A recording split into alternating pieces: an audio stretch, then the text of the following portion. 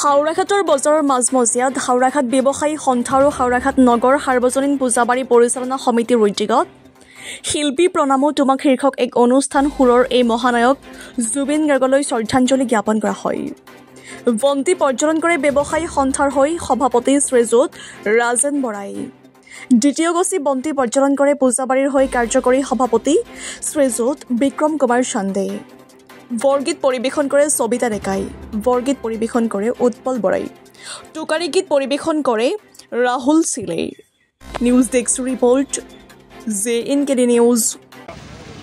আমি হাওৰাঘাট নগৰ সাৰ্বজনীন পূজা কমিটি আৰু হাওৰাঘাট ব্যৱসায়ী যৌথ উদ্যোগত আমাৰ অমৃত কণ্ঠ মহান শিল্পী জুবিন গাৰ্গ ডাঙৰীয়াৰ মৃত্যুত শিল্পী প্ৰণামো তোমাক এই অনুষ্ঠানটি অনুষ্ঠিত কৰোঁ আৰু এই অনুষ্ঠানৰ জৰিয়তে আমাৰ অসমীয়া সংস্কৃতিৰ এক যুগদ্ৰষ্টা জুবিন গাৰ্গ ডাঙৰীয়াক আমি স্মৰণ কৰোঁ। তেখেতৰ যুগজয়ী কালজয়ী সৃষ্টিসমূহে অসমীয়া জাতিক জাতি ধৰ্ম বৰ্ণ নিৰ্বিশেষে ভাষা নিৰ্বিশেষে সকলো জাতি জনজাতিৰে তেখেতে সংগীত চৰ্চা কৰি সকলোকেই মহান কৰিলে আৰু তেখেতৰ মৃত্যু আমাৰ বাবে এক অপূৰণীয় ক্ষতি বুলি চিহ্নিত হৈ ৰ'ব। এই শতিকাৰ আমি যিটো তথ্য পাইছোঁ, এছিয়া মহাদেশত শৱযাত্ৰাত যিমানখিনি মানুহ গোট খালে প্ৰায় 15 লাখ মানুহ, যিটো তথ্য আমাক লিমকা বুক ৰেকৰ্ডছ যিটো তেওঁলোকে কৰে তেওঁলোকে কৈছে। আৰু পৃথিৱীৰ ভিতৰতেই চতুৰ্থ মহান বুলি কোৱা হৈছে। প্ৰথম আছিলে মাইকেল জেকচন, ৰাণী এলিজাবেথ, পোপ চাৰ্লছ আৰু তাৰপিছতে আমাৰ জুবিন গাৰ্গ। মৃত্যুৰ পিছতো তেওঁ অসমীয়া জাতিক বিশ্বৰ দৰবাৰত চিনাকি কৰি থৈ গ'ল।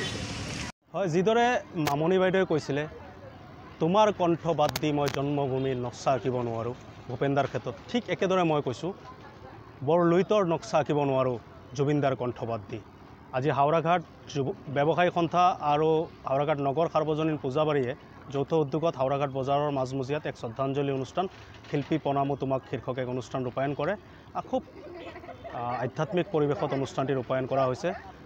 বৰগীত টোকাৰী গীত আদিৰে এই অনুষ্ঠানটি প্ৰাণৰ শিল্পী জুবিনদালৈ শ্ৰদ্ধাঞ্জলি জনোৱা হৈছে। এই যি অমৃত কণ্ঠ, সেই অমৃত কণ্ঠলৈ শ্ৰদ্ধাঞ্জলি জনোৱা হৈছে। আচলতে জুবিনদাবিহীন এটা ৰাতি এতিয়া অসমবাসীৰ বাবে প্ৰায় দুঃস্বপ্নৰ দৰে হৈ পৰিছে, এক কল্পনা কৰিব নোৱাৰি। আৰু জুবিনদাৰ অকাল বিয়োগ এক কল্পনাতীত ক্ষতিত, যাক কোনো ধৰণে আমি মূল্যায়ন কৰিব নোৱাৰোঁ। এই ক্ষতিক আমি মূল্যায়ন কৰাৰ আমাৰ তাত আমি বিস্তৰ কি আৰু বিভিন্ন শব্দৰ প্ৰয়োগ কৰিলে এই ক্ষতিৰ, এই অপূৰণীয় ক্ষতিৰ আমি মূল্যায়ন কৰিব নোৱাৰোঁ। আৰু প্ৰাণৰ শিল্পীগৰাকী য'তেই আছে শান্তিত থাকক।